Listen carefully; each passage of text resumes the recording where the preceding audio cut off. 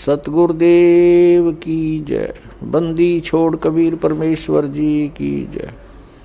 बंदी छोड़ गरीबदास जी महाराज जी की जय। स्वामी राम देवानंद जी गुरु महाराज जी की जय।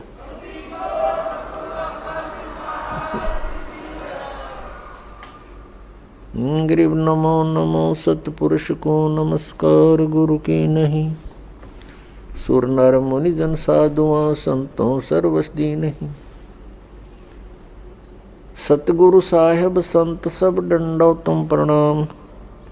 आगे पीछे मध्य हुए तिनको जा कुर्बान। नराकार निर्विषम काल जाल वैभंजनम। निर्लेपम निज निर्गुणम अकल अनुपवेशोन्दनम।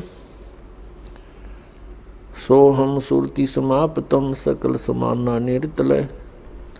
उज्ज्वल हिरंबर हरदमम बेपरवा अथाहे वार पर नहीं मध्यतम। गरीब जो सुमर सिद्ध होई गणनायक गलताना। करो अनुग्रह सोई पारस पद परवाना। आदि गणेश मनाऊं गणनायक देवन देवा। चरण कमल लो लाऊं आदंत करूं सेवा। परम शक्ति संगीतम रिद्धि सिद्धि दाता सोई। अवगत गुण अतीतम सत्पुरुष निर्मोही।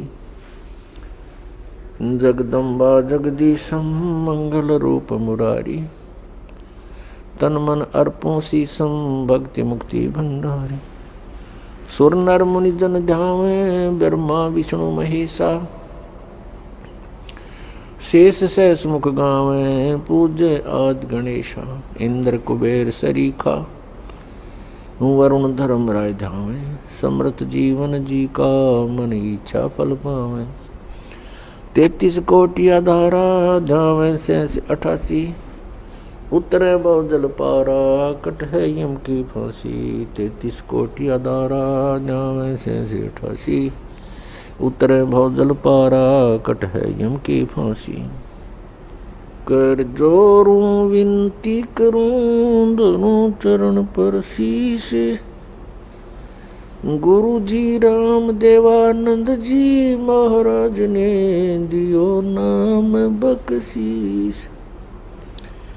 कोटि कोटि सिजदा करूं कोटि कोटि प्रणाम। चरण कमल में राखियो मैं बांधी जाम गुलाम। कुत्ता हूँ गुरुदेव का रामपाल दास का नाम।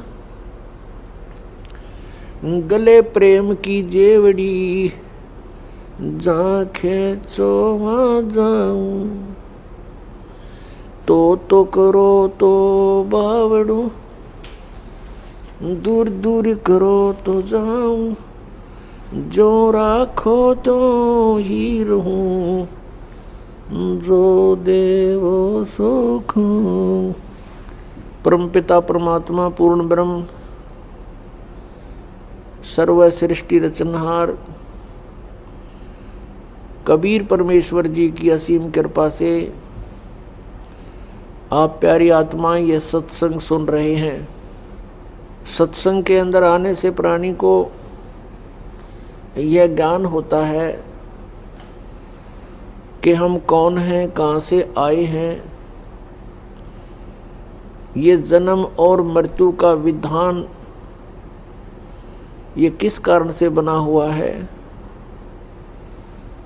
हम प्रत्येक प्राणी इस बात से दुखी हैं कि मृत्यु हो जाती है। रोग और कष्ट शरीर पर आते हैं और हम इन्हीं के भय से, इन्हीं के बचाव में आजीवन लगे रहते हैं और मृत्यु भी होकर रहती है और कष्ट भी आ ही जाते हैं।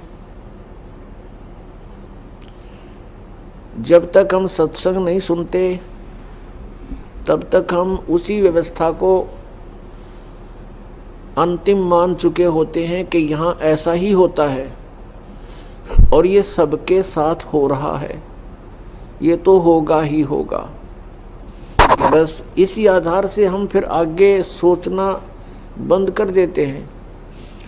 जब हम सत्संग के अंदर आते हैं तो ये पुनर्विचार होना प्रारंभ होता है कि हम कौन हैं, हम क्यों मर रहे हैं और किस कारण से हम यहाँ यातनाएं सह रहे हैं। कोई भी प्राणी सुखी नहीं और सभी को कोई ना कोई परेशानी बनी ही रहती है।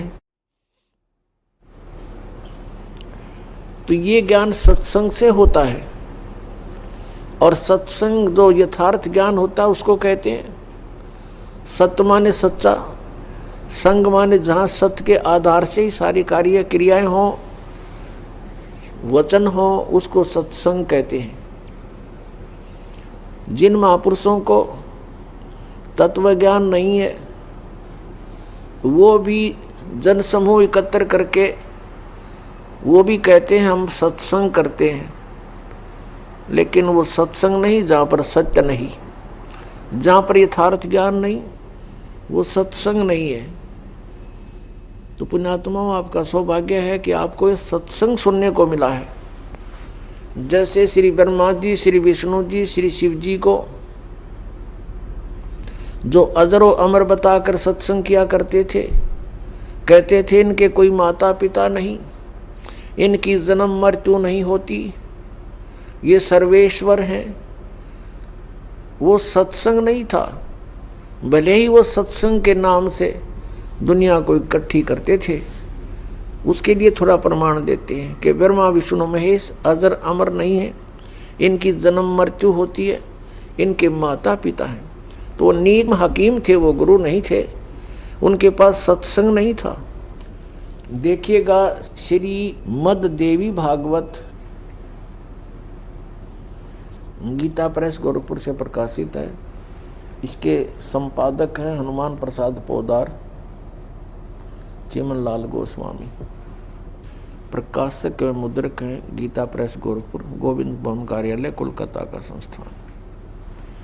इसके 123 पृष्ठ पर सारा कंसेप्ट क्लियर हो जाता है। ये देखिएगा, तीसरा स्कंद, ये लिखा तुम शुद्ध स्वरूपा हो। भगवान विष्णु अपनी माता दुर्गा की महिमा कह रहे हैं, तुम शुद्ध स्वरूपा हो, यह सारा संसार तुम इसे उद्भासित हो रहा है। मैं ब्रह्मा और शंकर हम सभी तुम्हारी कृपा से विद्यमान हैं। हमारा आविर्भाव माने जन्म और तिरोभाव माने मृत्यु हुआ करता है। हमारा जन्म और मृत्यु होता है, केवल तुम ही नित्य हो, जगत जननी हो, प्रकृति और सनातनी देवी हो। स्पष्ट हो गया, ब्रह्मा विष्णु महेश का जन्म मृत्यु होता है, यह अविनाशी नहीं है। और दुर्गा को प्रकृति भी कहते हैं, ये भी याद रखना। भगवान शंकर बोले, देवी यदि महाभाग विष्णु तुम्ही से प्रकट हुए हैं तो उनके बाद उत्पन्न होने वाले ब्रह्मा भी तुम्हारे बालक हुए, फिर मैं तमोगुणी लीला करने वाला शंकर क्या तुम्हारी संतान नहीं हुआ? अर्थात मुझे भी उत्पन्न करने वाली तुम ही हो शिवे। संपूर्ण संसार की सृष्टि करने में तुम बड़ी चतुर हो।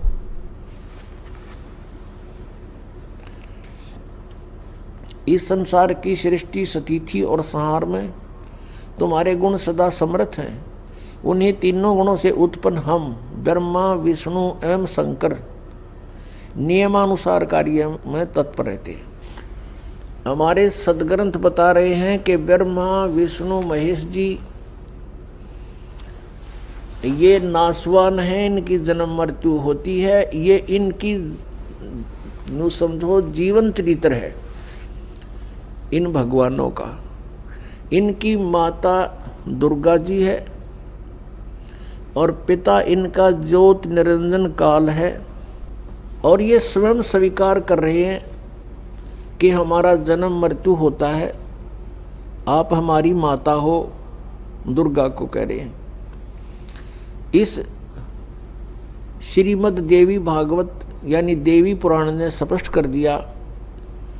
नंबर 1 ब्रह्मा विष्णु महेश नासवान है। नंबर 2 दुर्गा इनकी माता है। रजगुण ब्रह्मा, सदगुण विष्णु, तमगुण शिव जी। ये तीसरा कंसेप्ट क्लियर किया।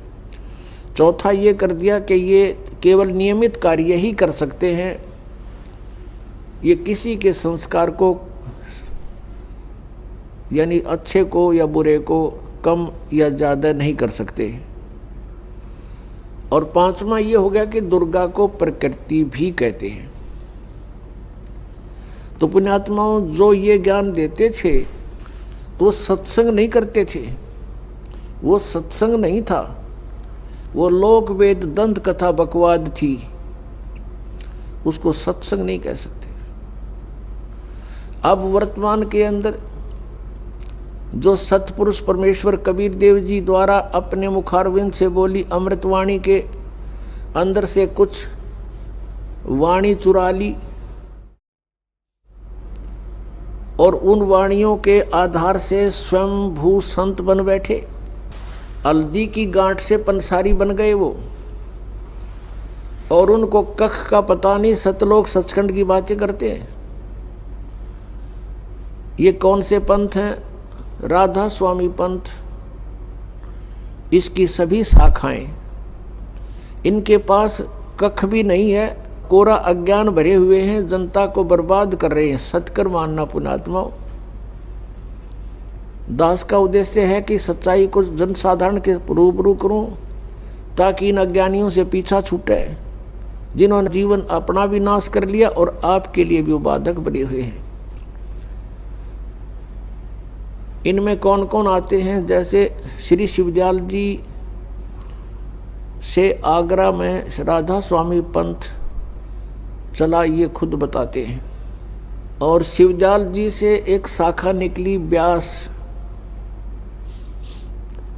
वहाँ श्री जयमल सिंह जी उनके शिष्य हुए हैं और उनकी मृत्यु यानी शिवदयाल जी की मृत्यु के 11 वर्ष बाद आप पे नाम देने लगे, स्वयंभू गुरु बन गए, जबकि उनको कोई आदेश नाम देने का नहीं था और श्री शिवदयाल जी का कोई गुरु नहीं था।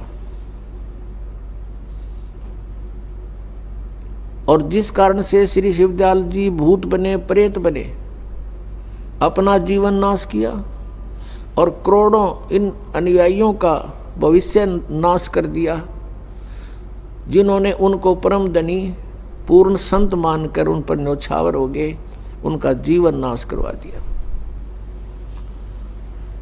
और बाबा जयमल सिंह जी ने डेरा ब्यास में अपना स्वयंभू संत बनकर, स्वयंभू गुरु बनकर वहाँ से एक डेरा स्थापित करके नाम दान करने लग गया स्वयं ही। उसी का शिष्य हुए हैं श्री सावन सिंह जी।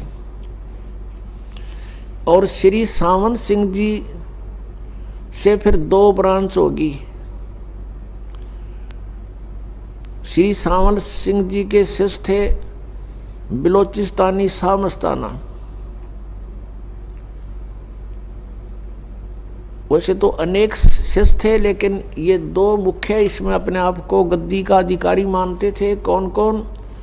बिलोचिस्तानी शाह मस्ताना, उनका वास्तविक नाम श्री खेमामल सिंह जी था, और दूसरे कृपाल सिंह जी। अब श्री सावन सिंह जी ने दोनों को बाईपास करके सरदार जगत सिंह को गद्दी का अधिकारी बना दिया। ये दोनों अक्षुब्ध हो गए, नाराज हो गए, न्यारा न्यारा अलग अलग अपने मनमुखी स्वयंभू संत बनकर नामदान करने लगे। बिलोचिस्तानी शाह मस्ताना उर्फ खेमामल जी ने सच्चा सौदा सिरसा के अंदर अपने न्यारे डेरे की, अलग से डेरे की स्थापना कर ली। और कृपाल सिंह जी ने दिल्ली में, अब कृपाल सिंह जी से फिर आगे अलग हो गया एक ठाकुर सिंह जी। उसने न्यारे अलग से अपना बहन से अब स्वयंभू संत बन गया, क्योंकि उसको गद्दी मिली नहीं। कृपाल सिंह जी ने राजेंद्र सिंह जी को वहां अपना उत्तराधिकारी बना दिया।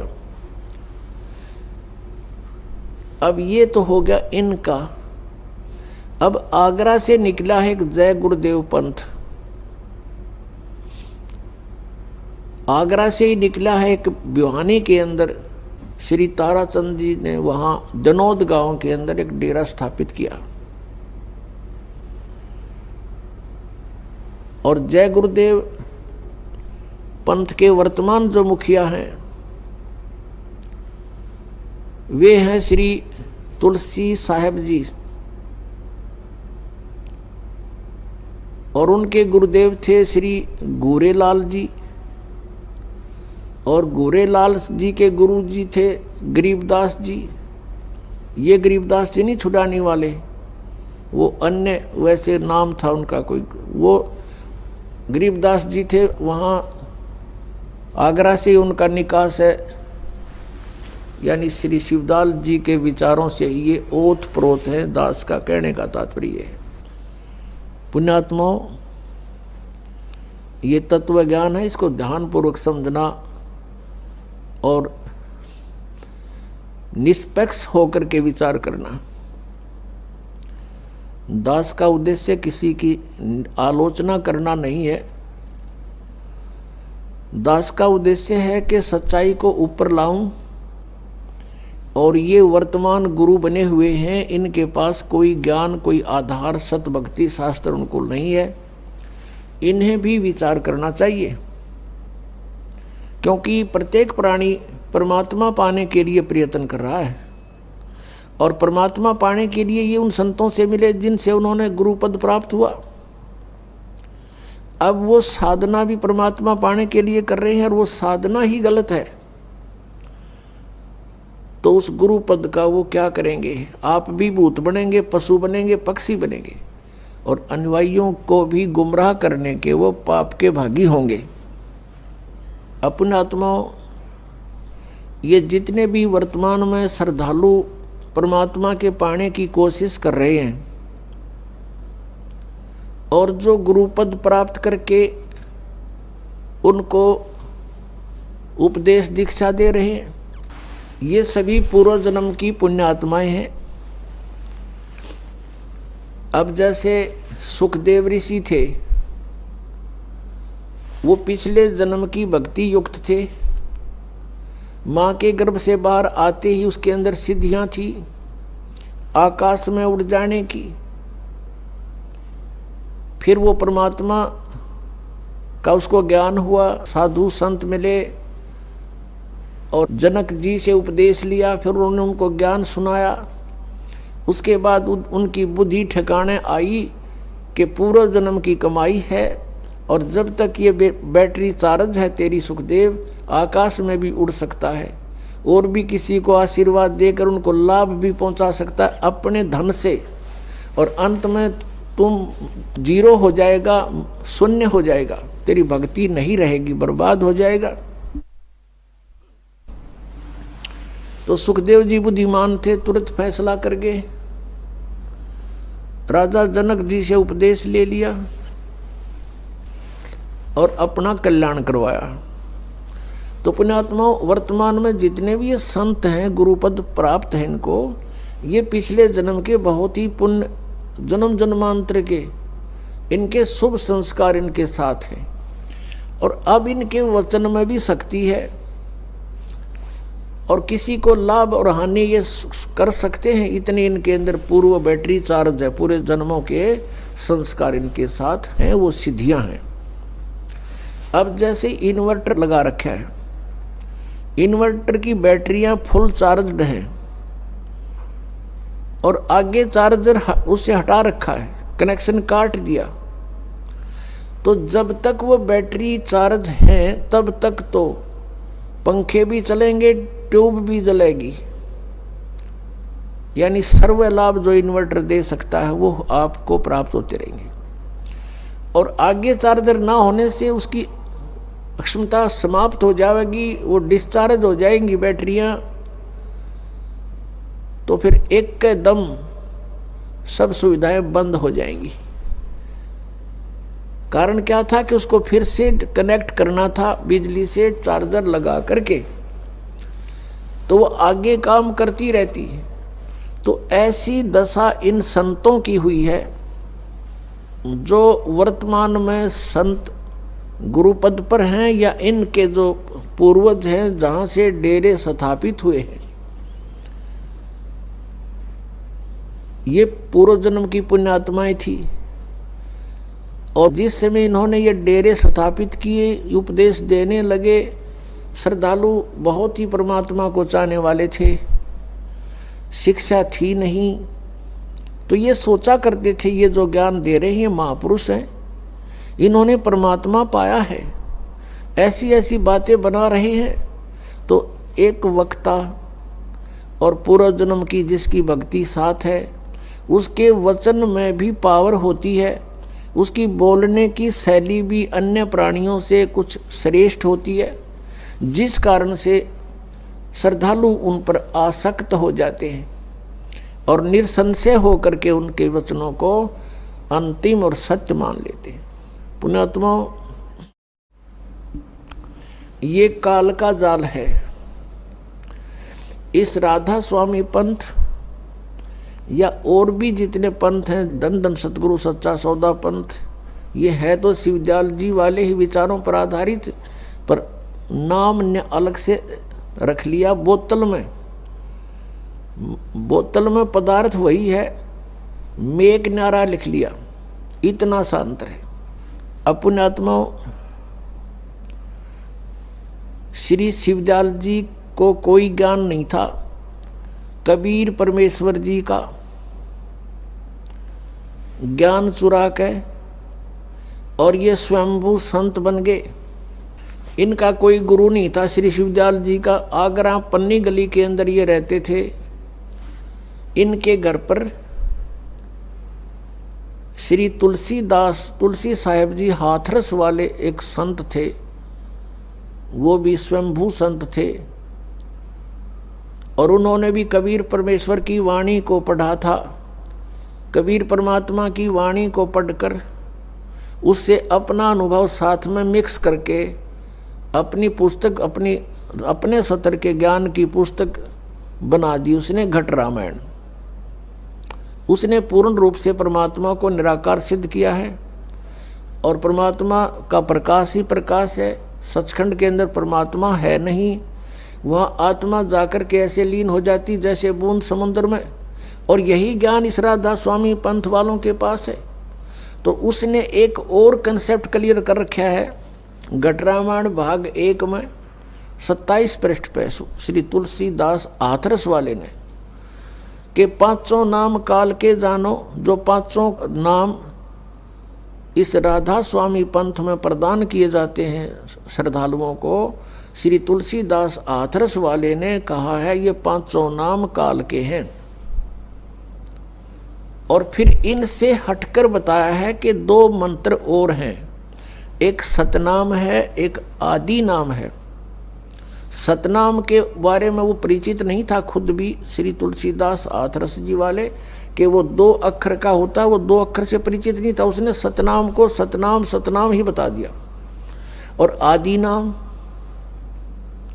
आदि नाम से भी परिचित नहीं था तुलसीदास हाथरस वाले। तो श्री शिवदयाल जी ने वही ज्ञान वहाँ से सुनाया, और फिर अपना हठ योग करके कई वर्षों तक, 15-16 वर्षों तक कोठे में कोठा, यानी बंद कमरे के पीछे कमरा, उसमें बैठ के हठ योग किया। उसको ये कहते हैं, इसको सुरत शब्द अभ्यास किया। इनकी बुद्धि देखो। और ये शब्द किसको मानते हैं? अंदर जो आ रही है आवाज़, धुन, उस पर ध्यान रखना, उस पर सुरत लगा के रखना, ये सुरत शब्द अभ्यास कहते हैं। ये सुरत शब्द अभ्यास ये नहीं है। सुरत शब्द अभ्यास ये है जो गुरुजी ने मंत्र दिया, उसका जाप करते समय उस पर सुरत रखे, मैं क्या बोल रहा हूँ, क्या जाप कर रहा हूँ, इसकी प्रैक्टिस करना, ये सुरत शब्द अभ्यास है। और ये हठ योग को सुरत शब्द अभ्यास बताते हैं। ये किसी भी संत मत में नहीं किया किसी ने। किसी भी महापुरुष का उदाहरण देख लो आप। आदरणीय गरीबदास साहिब जी को स्वयं परमेश्वर सतपुरख आकर मिले थे, कबीर परमेश्वर जी, सन 1727 में। उस समय गरीबदास साहिब जी गांव छुड़ानी, जिला झज्जर, हरियाणा वाले 10 वर्ष के थे। खेतों में गौवें चरा रहे थे अन्य पालियों के साथ। तो वहां से परमात्मा सतपुरुष सतलोक में लेकर गए उनको कबीर परमेश्वर जी, और सभी ब्रह्मांडों को परिचित कराया। सभी ब्रह्मा विष्णु महेश की सतीथि से परिचित कराया। सतलोक में जाकर परमात्मा को देखा। एक तेजो में शरीर में एक रोम को में करोड़ सूर्य मिला दे, करोड़ चंद्रमा, इतने शरीर की शोभा है उस परमात्मा की, वो उससे भी अधिक शोभा है एक रोमकूप की। यानी साकार है, नर आकार है, सिंहासन पर विराजमान है। और परमेश्वर कबीर जी ने अपने दूसरे रूप में जो यहाँ साधु संत रूप में आए हुए थे, उस रूप में जाकर के चंवर किया। तो गरीबदास साहिब जी ने सोचा, उनकी आत्मा ने सोचा कि परमात्मा तो तख्त पर बैठे ये हैं और यहाँ का ये महात्मा कबीर कोई इनका चेला चपटा होगा, नौकर होगा। उसी समय क्या हुआ, जो सिंहासन पर विराजमान थे परमात्मा तेजों में शरीर युक्त, वो खड़े हुए और कबीर परमेश्वर जी जो नीचे जिंदा महात्मा के रूप में नीचे से गरीबदास जी को लेकर गए थे, उस रूप में वो उस सिंहासन पर विराजमान हो गए और वो तेजों में शरीर युक्त परमात्मा उस जिंदा महात्मा वाले स्वरूप के ऊपर खुद एज ए सेवक सर्वेंट चंवर करने लगे। तब गरीबदास जी असमंजस में पड़ गए, भगवान कौन, ये महात्मा ये तो बाबा जी दिखाई देता है और परमात्मा ये है, इसका इतना सुंदर शरीर, इतना तेज इनके शरीर में, अब इनमें से प्रभु कौन से हैं। इतने में क्या हुआ, तेजों में शरीर जो था वो कबीर जी के उस नीचे से गए हुए जिंदा महात्मा वाली बॉडी में समा गया। अकेले परमेश्वर नीचे से गए थे जिंदा महात्मा के रूप में कबीर जी, वो अनंत कोट ब्रह्मांड के कुल मालिक के सिंहासन पर विराजमान हो गए। तब परमेश्वर कबीर जी ने उसको बताया, आदरणीय गरीबदास साहिब जी को, कि बेटा मैं काशी शहर में 120 वर्ष जुल्हाए धानक की लीला करके आया हूँ और वहाँ मैंने वाणी लिखवाई है, लेकिन जनता ने उन अज्ञानी ऋषि महर्षियों मंडलेश्वरों के अज्ञानता के कारण मेरे उस ज्ञान को स्वीकार नहीं किया और बीच में लंबा समय हो गया है, अब 200-250 वर्ष हो गए हैं, इन काल के दूतों ने उस कबीर पंथ की कबीर वाणी में भी कुछ एक्स मिक्स कर दिया है, उसमें भी कुछ प्रक्षेप कर दिया है। अब दोबारा से तो मेरा ज्ञान बोल दे, मैंने तेरे को तेरा ज्ञान योग खोल दिया, जीव दृष्टि देती है। तब गरीबदास जी वापस आए, उनको नीचे मृत जान लिया था और नगर वालों ने, गांव वालों ने, परिवार वालों ने मिलकर उनको अंतिम संस्कार के लिए चिता पर रख दिया था। उसी समय परमेश्वर कबीर जी ने वो आत्मा वापस उस बॉडी में भेज दिया और एकदम गरीबदास जी खड़े हो गए। उसके बाद उन्होंने जो जनसाधारण लैंग्वेज बोलते थे वह छोड़ दी, जो साधारण लैंग्वेज वहाँ के अपने गाँव क्षेत्र की, और परमेश्वर के द्वारा फीड किया हुआ ज्ञान बोलना शुरू कर दिया चौपाई और दोहों के माध्यम से। हम सुल्तानी नानक तारे दादू को उपदेश दिया, जात जुलाहा भेद न पाया ये काशी माहे कबीर हुआ। अब उन्होंने आकर बताया कि जो बनारस में काशी में जो कबीर साहिब थे, जो जुल्हाए रूप में, ये पूर्ण परमात्मा है, परम अक्षर ब्रह्म है, सतलोक में शरीर है, मनुष्य सदृश इनका शरीर है और मैं आँखों देख कर आया हूँ। और फिर गवाही दी है कि हम सुल्तानी नानक तारे दादू को उपदेश दिया, मेरा भी उद्धार किया, गरीबदास साहिब जी कह रहे, और अब्राहिम सुल्तान अधम बलक बुखारे के बादशाह का उद्धार किया, श्री नानक जी का उद्धार किया, दादू जी का उद्धार उन्होंने किया। वो उनको आकर मिले ऐसे जैसे मुझे मिले थे और उनको भी सचखंड दिखाया था, सतलोक दिखाया था, वापस छोड़ा था और फिर मुझे सतनाम दिया। उस सतनाम के जाप से मोक्ष होगा और एक सार नाम है, उसको आदि नाम भी कहते।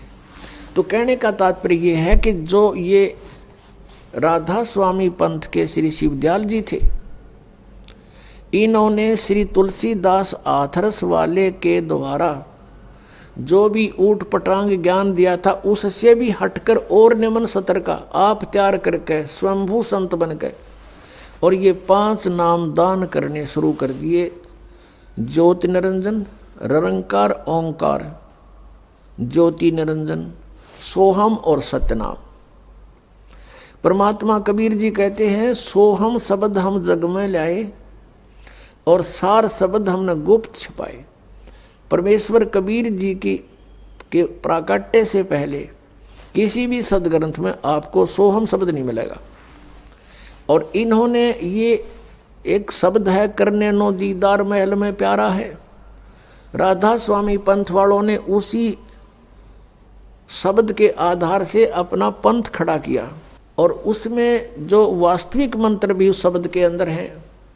और ये 5 शब्द काल के हैं और काल ने अपने मुख से बोले थे, उच्चारण किए। ये जाप नहीं करने थे, ये सोहम नहीं है उसके अंदर। और सतनाम भी नहीं है, वो शक्ति शब्द है, शक्ति सतनाम के स्थान पर।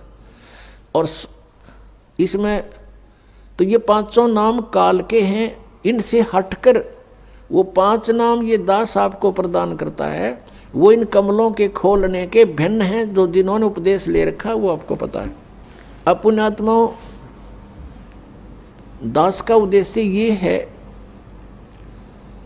कि आप जी को सत्य से परिचित कराऊं और आप उन महापुरुषों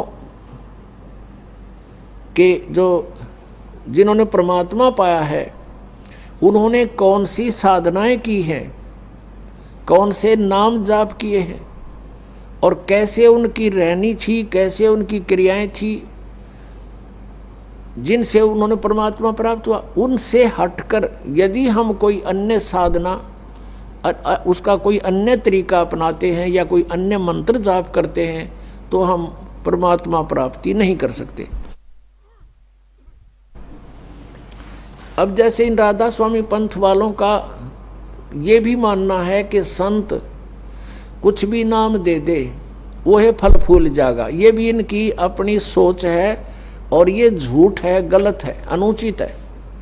जैसे हमने आम का पौधा बीजना है, आम के पौधे को बोने के लिए आम का ही बीज बोना पड़ेगा। यदि कोई बीज हम बो दें, आम नहीं लगेगा। जैसे बबूल का बो दिया, नीम का बो दिया, तो आम नहीं लगेगा, फलेगा वो भी। तो आम के लिए हमने आम का ही बीज बीजना पड़ेगा। सतलोक जाने के लिए हमने वही मंत्र जाप करने पड़ेंगे जो उन महापुरुषों ने किए, किन्होंने, जिनको परमात्मा स्वयं आकर मिले, सतलोक से चलकर आए। उनको कौन कौन है उनमें से वो अच्छी आत्माएं, पुण्य आत्माएं, जिसके विषय में ऋग्वेद मंडल नंबर 9 और सूक्त नंबर 86 मंत्र 26-27, ऋग्वेद मंडल नंबर 9 सूक्त 82 मंत्र 1, 2, 3, ऋग्वेद मंडल नंबर 9 सूक्त 96 यानी 96 मंत्र 16 से 20 तक, ऋग्वेद मंडल नंबर 9 सूक्त 1 मंत्र 8 और 9 में, ऋग्वेद मंडल नंबर 9 सूक्त 20 मंत्र 1 में, और भी अनेक स्थानों पर ऋग्वेद मंडल नंबर 9 सूक्त 94 मंत्र 1 में, 94 के 1 में। इसमें स्पष्ट किया है कि वो परमात्मा सतलोक में रहता है, ऊपर तीसरे मुक्ति धाम में, और सतलोक से गमन करके चल कर आता है। सह शरीर है, मनुष्य सदृश है, उसका नाम कबीर है, कबीर देव है। और वो कबीर देव यहाँ अच्छी आत्माओं को आकर मिलते हैं, बहुत स्पीड से आते हैं। जैसे विद्युत, आकाशीय विद्युत जितनी स्पीड से गिरती है, इतनी तीव्र गति से आकर के 1 सेकंड में पहुंच जाते हैं वह सतलोक से, और अच्छी आत्माओं को मिलते हैं, उनको तत्व ज्ञान प्राप्त कराते हैं। इसी आधार से परमात्मा इन महापुरुषों को मिले थे। किन किन को? आदरणीय धर्मदास साहिब जी को, आदरणीय मलुकदास साहिब जी को, आदरणीय नानक साहिब जी को, आदरणीय दादू साहिब जी को, आदरणीय गरीबदास साहिब जी को, गांव छुरानी, जिला दद्दर, हरियाणा वाले को, आदरणीय गीसा दास साहिब जी को, गांव खेखड़ा और जिला मेरठ, उत्तर प्रदेश में। इन महापुरुषों का तो दास को याद है, ध्यान है कि इनको परमात्मा सीधे मिले और इन्होंने जो मंत्र जाप किए, जैसी साधनाएं उनकी क्रियाएं थी, वो भी दास के को खूब ज्ञान है और आपको भी परिचित कराता हूँ। धर्मदास जी कभी हठ योग नहीं किया, और स्वयं परमेश्वर कबीर जी ने एक उदाहरण पेश किया, एक रिहर्सल करके दिखाया हमारे को कि वो कपड़ा बुनते थे और नाम भी जाप करते थे। कहने का भाव ये है कि कबीर परमेश्वर से, कबीर पंथ ये संत मत चला, ये भी मानते हैं राधा स्वामी पंथ वाले भी। और कबीर परमेश्वर ने कोई हठ योग नहीं किया, वो तो जुलाहे थे आपके संज्ञा, आपके सोच से। हम तो कहें वो भगवान थे और परमात्मा को लीला करने आए थे, तो जुलाहे का कार्य करते थे और ये भी दिखाते थे कि मैं भाई भक्ति करता हूँ। हमारे को उदाहरण दे रहे थे। उन्होंने हठ योग नहीं किया कभी भी। कहीं दिखा दो उनका, किसी उनके पूरे लिटरेचर में दिखा दीजिए कि वो हठ योग किया था कभी। परमात्मा कहा करते थे, हमें आगाह कराते थे, सचेत करते थे, कहते थे कि मुझे सो सतगुरु मन भावे जो इन नैनन अलख लखावे, आँख ना मूंदे कान ना रूंदे और ना अनहदुल जावे, साधो मने सो सतगुरु मन भावे, जो सहज समाध बतावे। सहज समाध तो चलते उठते बैठते जैसे ध्यान होता, आपको टेंशन हो जाती है किसी कारण से, चलते फिरते भी उसकी चिंतन रहता आपको, एक पल भी आपका माइंड वहाँ से हटता नहीं, ये आपकी समाधि लग गई उसके साथ। तो ऐसे हम परमात्मा के गुणों से और यहाँ के दुखों से परिचित होकर फिर हम परमात्मा को इस श्रद्धा से उसका मेडिटेशन करेंगे, उसको पाने के लिए उसको चाहेंगे। जो पति भरता पति से राती, आन पुरुष नहीं भावे, बस सुरत प्रीत में ऐसे ध्यान लगावे। कहते हैं जैसे पति भरता लड़की अपने पीहर चली जाती है ससुराल से, तो वो कहती है वहाँ सारा काम करती है घर वालों का और किसी को महसूस नहीं होने देती, लेकिन उसका एक पल भी अपने पति से ध्यान हटता नहीं। दिस इज द सहज समाधि, सिंपल मेडिटेशन। ये सिंपल मेडिटेशन को सहज समाधि कहते। ये संतों की थी। ये हठ योग, कान बंद करो, इन संताएं गोड्डे कंडे में हो गए, ठाए अंडे, फिर इन्हें बर्बाद कर लिया अपने जीवन। जैसे धर्मदास साहिब जी भी ऐसे ही अपना कार्य करते थे। वो सेठ थे, बिजनेसमैन थे, कभी हठ योग नहीं किया। आदरणीय मुल्कदास साहिब जी भी किसान थे, अरोड़ा खत्री जाति से थे, उन्होंने भी हठ योग नहीं किया, अपना किसान का कार्य करते थे। दादू साहेब जी, आदरणीय दादू साहेब जी तेली का काम करते थे, कोल्हू चलाते थे, तेल निकाला करते थे। आदरणीय गरीबदास साहिब जी किसान थे, जाट थे, गांव छुडानी जिला झज्जर के, और खेती करते थे, हल जोतते थे, गांव पाली जाते थे, कभी हठ योग नहीं किया।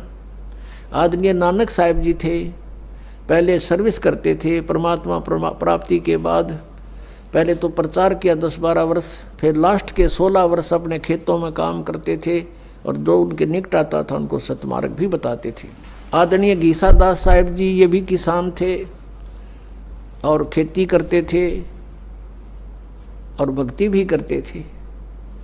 और किसी भी संत को भगवान नहीं मिला, क्योंकि सभी ने परमात्मा निराकार बताया, जबकि परमात्मा साकार नर आकार मनुष्य दृश्य है। वो सह शरीर, उसका नाम कबीर है। तो जिन्होंने परमात्मा पाया उन्होंने अपनी अमृतवाणी में प्रमाण दिए, एफिडेविट दिए।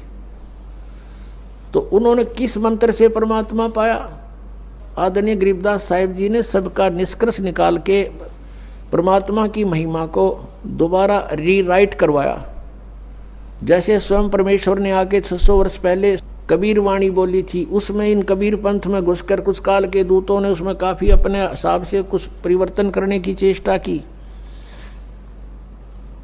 और उसके बाद जिस कारण से परमेश्वर ने आदरणीय गरीबदास साहिब जी को फिर से कहा, उसमें फीड कर दिया अपना ज्ञान, और गरीबदास जी ने वो ज्ञान फिर हमें दोबारा बोलकर सुनाया। उस ज्ञान के आधार से और कबीर साहब में बचे हुए सत्य ज्ञान के आधार से, और फिर परमेश्वर ने कहा था कि धर्मदास तो ये लाख दुहाई, ये मूल ज्ञान कहीं बाहर ना जाई। मूल ज्ञान बाहर जो पढ़ी, ये बिचली पीढ़ी हंस नी तरही। इस मूल ज्ञान को तब तक छुपाई जब तक ये 12 पंथ मिट जाई। कबीर परमेश्वर जी ने कबीर सागर में कहा है कि 12 पंथ चलेंगे, काल चलाएगा, लेकिन उसमें पहले हंस अच्छे होंगे, उसके बाद उसके अनुयायी उसमें तोड़ मोड़ करके तोड़ मोड़ के उस ज्ञान प्रचार किया करेंगे, तो वो काल के पंथ होंगे। लेकिन 12वां पंथ जो होगा वो गरीबदास जी वाला है। और विक्रमी संवत 1774 सन 1717 में आदरणीय गरीबदास साहिब जी का गांव छुडानी, जिला झज्जर, हरियाणा में जन्म हुआ।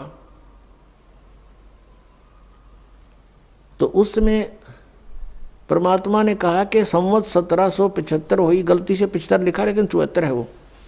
संवत 1774 हुई, ता दिन प्रेम प्रगटै जग सोई। प्रगट हुए बम्बाणी, उनके मुख से दोबारा मेरे महिमा की वाणी प्रगट होएगी। लेकिन ये 12 पंथ हमी को दावें, अस्थिर घर का मरम नहीं पावें। ये हमारे वाणी के आधार से उस कबीर साहब करेंगे और उनको परमात्मा नहीं मिल पाएंगे, क्योंकि उनके पास मूल ज्ञान, मूल नाम नहीं होगा। प्रत्येक महात्मा को, प्रत्येक संत को परमेश्वर कबीर जी जिनको मिले थे उनसे कह दिया था कि अभी इसको डिस्क्लोज ना करना, इस मूल ज्ञान को और वास्तविक वे ऑफ वर्शिप को, पूजा की जो वास्तविक विधि है जो मैंने तुम्हें दे दी है, कबीर जी कहा करते कि इसको अभी डिस्क्लोज ना करना, किसी को बताना नहीं।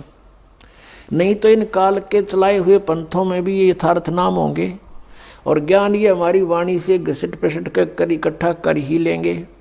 तो फिर हम जब जाएंगे, जैसे परमात्मा ने कहा कि 12वें पंथ हम ही चलावें, कबीर साहब ने कहा है कि 12वें पंथ हम ही चल आवें और सभी पंथ मिटा के एक पंथ चलावें। तो परमेश्वर ने कहा कि जो बिचली पीढ़ी आवेगी उसके अंदर ये काल के दूत बहुत पनपेंगे। 12 पंथ तो ये लगातार हैं और काल ने कहा था और अनेक पंथ चलाऊं, यावद जीवों को भरमाऊं। तो उन 12 से अलग ये राधा स्वामी पंथ, धन सतगुरु पंथ, बाल योगेश्वर पंथ और ये सतपाल दास पंथ और ये ठाकुर पंथ, जय गुरुदेव पंथ, ये सब राधा स्वामी से ही निकले हुए हैं। लेकिन ये जो सतपाल जी वाला पंथ और बाल योगेश्वर जी वाला पंथ ये हंसा देश वालों का है। ये भी ऊट पटांग वही क्रिया, कान बंद आँख बंद, जीव ने तालू के लाओ, ये डले डुबान लग रहे। और नाम क्या देते हैं? हंस, हंस नाम देते हैं। हंस तो जीव का नाम है और कहते हैं हंस को उल्टा कर लो सो हम हो गया। हंस का उल्टा करे यूँ कोई बात हुई? इब गाड़ी ने उल्टी कर ले उल्टी घेर ले सड़क के ऊपर और फिर कह दे वो के गाड़ी हो गया, ये कोई बात हुई इनकी? जिसी टूटी फूटी ले रहे थे वह भी उलट कर ली। तो कहने का भाव है इनने अपने मनमुखी मंत्र लोक वेद जनता में ठोक दिया और सबकी दुर्गति हो रही है। उन संतों की भी दुर्गति हो रही है जो इस पंथ के प्रवर्तक थे। अब कारण क्या था कि उनके पास तत्व ज्ञान नहीं था। तो कौन से मंत्र का जाप किया उन महापुरुषों ने जिनको मोक्ष प्राप्त हुआ? सतनाम का। और सतनाम है 2 अक्षर का, जिसमें एक ओम मंत्र है, एक तत् है, वो सांकेतिक है। श्रीमद् भगवत गीता अध्याय नंबर 17 के और श्लोक नंबर 23 में स्पष्ट किया कि ओम तत्सत इति निर्देश है ब्रह्मण त्रिविध समर्थ है। ओम और तत् जो सांकेतिक शब्द है, तत् ये दास बता सकता है इस पृथ्वी पर और किसी के पास नहीं है। यदि इस दास से चुरा कर नाम लेकर के और फिर उसने आगे कोई गुरु पद प्राप्त आप पे स्वयंभू गुरु बनकर को दान कर रहा है तो महा दुश्मन है समाज का। पहले वालों ने नाश कर दिया, वो और कर देगा। उससे भी हमने बचना है। ऐसे कोई पाखंडी कहीं मिल जावे उससे भी बचाना है। जनता को समझाना है कि नकली है, इसको कोई अधिकार नहीं है। ठीक है, मानने उसका भला, ना तो भाई उनकी मर्जी, नहीं मानने तो कहीं भी जाओ, वो उनकी सजा मिलेगी फिर भगवान के दरबार में। तो सतनाम 2 अक्षर का है, एक ओम और एक तत्। और सत जो उसमें शब्द है वो आदि नाम है, इसको सार नाम भी कहते हैं, वो भी गुप्त है। तो गीता अध्याय नंबर 8 के श्लोक नंबर 13 में गीता ज्ञान दाता कहता है मेरा एक ओम मंत्र है, बस, नथिंग एल्स। मुझ ब्रह्म का केवल एक ओम मंत्र है। और जो इस ओम का जाप करता है इस ओम से मिलने वाली परम गति को प्राप्त होता है, वो ब्रह्मलोक है। ओम का साधक ब्रह्मलोक में प्राप्त हो जाता है और वहाँ से भी पुनर्वर्ती में आता है, जन्म मृत्यु होती है। और तत् ये सांकेतिक है। 3 पुरुष हैं गीता जी अध्याय नंबर 15 के श्लोक नंबर 1 से लेकर 4 में और 16 और 17 में कंसेप्ट क्लियर कर रखा है। संसार रूपी वृक्ष की संकेत दिया है, लेकिन कबीर परमेश्वर जी ने, क्योंकि तत्वदर्शी संत रूप में आए थे मालिक, उन्होंने उसका विस्तृत जानकारी दी है। और गीता जी अध्याय नंबर 15 के श्लोक नंबर 1 में यही कहा है कि जो संसार रूपी वृक्ष के सभी विभागों को जानता है, स वेदवित, पत्तों सहित जानता है जड़ से लेकर, वो तत्वदर्शी संत है, वो स्वयं परमेश्वर ही आते हैं। वो चौथे अध्याय के 32वें श्लोक में वो भी स्पष्ट किया है कि ब्रह्मणे मुखे सच्चिदानंद घन ब्रह्म के द्वारा अपने मुख से बोली हुई वाणी में यज्ञों यानी धार्मिक अनुष्ठानों की जानकारी विस्तार से कही गई है। चौथे अध्याय के 34वें श्लोक में कहा कि उस तत्व ज्ञान को तत्वदर्शी संत ही जानते हैं, उनसे पूछो। अब एक तो परमात्मा स्वयं आकर बोल कर गए तत्वदर्शी संत के रूप में, वह तो ब्रह्मणे मुखे होगी, परमात्मा की बोली हुई वाणी, कबीर वाणी। और फिर उस वाणी को कोई समझेगा, वो तत्वदर्शी संत है। तो आज तक कबीर परमेश्वर की वाणी को कोई नहीं समझ सका। इस दास पर मेहर करी परमात्मा ने, इन सदग्रंथों को जाना, सद्बुद्धि दी परमेश्वर कबीर जी ने और उनको खोला। अब हम उस प्रसंग पर आते हैं। तो परमात्मा ने जैसे गीता जी अध्याय नंबर 15 के श्लोक 16 और 17 में 3 पुरुष बताए, सरपुरुष, अक्षर पुरुष 16वें श्लोक में 15वें जाएगी। फिर ये इनके विषय में बताया कि ये भी नाशवान, इनके अंतर्गत जितने प्राणी इनके लोक में वो भी नाशवान, केवल जीव आत्मा किससे की नहीं मरती, वो तो गधे की भी ना मरती। फिर 17वें श्लोक में 15वें अध्याय में कहा है कि उत्तम पुरुष है तो अन्य है। वो उत्तम पुरुष तो कोई और है, इन दोनों से न्यारा है, और वही परमात्मा कहलाता है।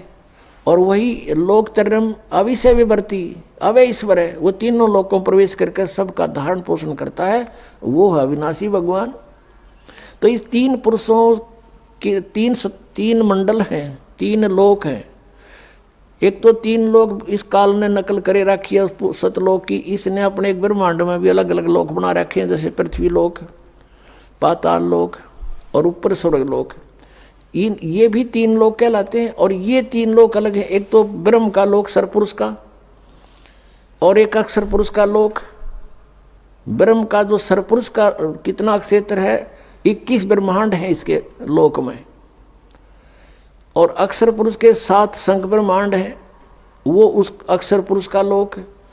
और तीसरा जो है वो ऊपर के लोक हैं, सतलोक, अलखलोक, अगमलोक और अनामी लोक। तो उन 4 लोकों में परमात्मा कबीर जी ही अन्य रूप धारण करके रहते हैं मनुष्य दृश्य ही। तो इस प्रकार ये 3 पुरुष, पुरुष माने परमात्मा, 3 प्रभु। तो सरपुरुष का ये ओम मंत्र है जिसको ब्रह्म कहते हैं। अक्षर पुरुष का ये तत्व है जो सांकेतिक ये दास बताओगा, जो ये तत्व और ओम मिलकर के सतनाम बनेगा। तो ओम के मंत्र की कमाई हमें काल से छुटवाएगी, और तत्व मंत्र की जो है हमने 7 संख ब्रह्मांडों को पार करना है उस अक्षर पुरुष के, उनका ऋण है, उसकी कमाई है। और जो सार नाम है, आदि नाम है, वो मंत्र हमें सतलोक में स्थाई स्थान दिवाएगा। तो इस प्रकार परमात्मा पावेगा। अब आपको हम उसी प्रसंग पर आते हैं